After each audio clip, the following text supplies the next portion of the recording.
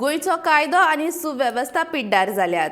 गोंयान खून, घरफोडी, गुळी वखदांचो वेव्हार ह्या गुन्यांवांच्यो घडणुको वाडत आसात.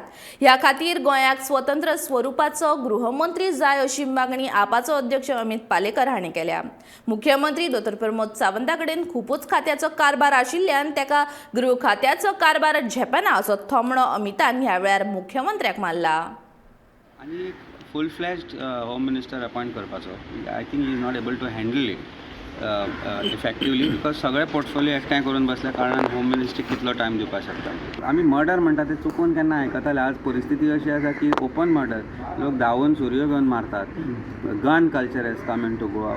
You think it is difficult for a police officer to know who was involved in land in that in sand as a sand mafia. He said that sand mafia, sand is not something which can be just put in a pocket and taken. So sand mafia कोण ते पुलिसांक खबर ना. Unless पुलिसांक हफ्ते गेल्या किंवा political ताका बॅकिंग आसा तो शिवाय हे गजाली घडपाकच शकना. आनी इंडिपेंडंटली जर पुलीस काम करतले जाल्यार तांकां फ्री हँड दिवपाक जाय, which I don't think political seen in Goa permits. End that is why I feel that political interference जे गोंयान आसा ते बंद जावपाक जाय, जाल्यारच हे क्रायम सीन कंट्रोल येतले. गोवा's name is getting spoiled all over the world. Goa was known as a peaceful state.